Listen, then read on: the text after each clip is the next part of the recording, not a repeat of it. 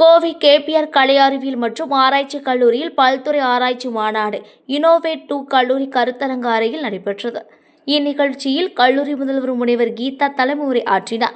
அவரைத் தொடர்ந்து கல்லூரியின் செயலர் காயத்ரி ஆனந்த கிருஷ்ணன் வாழ்த்துரை வழங்கினார். இந்நிகழ்வில் ஆராய்ச்சி மற்றும் மேம்பாட்டு மைய புல முதன்மையர் முனைவர் யுவராஜ் சிவலிங்கம் வரவேற்பு ஆற்றினார்.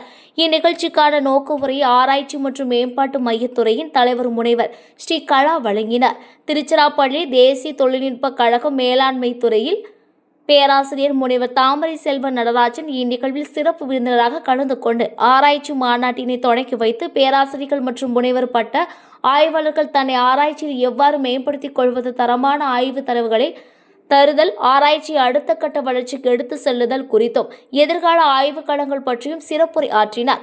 அவரைத் தொடர்ந்து பாலக்காடு இந்திய தொழில்நுட்ப கழகம் இணை கல்விப்புல முதன்மையர் முனைவர் ரஞ்சிதன் சரங்கி மாநாட்டு மலரினை வெளியிட்டு ஆராய்ச்சி என்பது சமூக பயன் நிறைந்ததாகவும் புதிய அணுகுமுறைகளை வெளிக்காட்டுவதாகவும் பல்துறை சார்ந்த ஆய்வு மேம்பாட்டினை அடைய வழிவகை செய்வதாக அமைத்தல் வேண்டும் என்று கூறி சிறப்புரை ஆற்றினார்.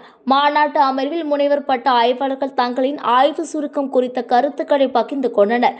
ஆராய்ச்சி மற்றும் மேம்பாட்டு மையம் ஒருங்கிணைந்த இந்நிகழ்வில் புல முதன்மையாளர்கள், பேராசிரியர்கள், 90க்கும் மேற்பட்ட முனைவர் பட்ட ஆய்வாளர்கள் கலந்து கொண்டு பயன்பெற்றனர்.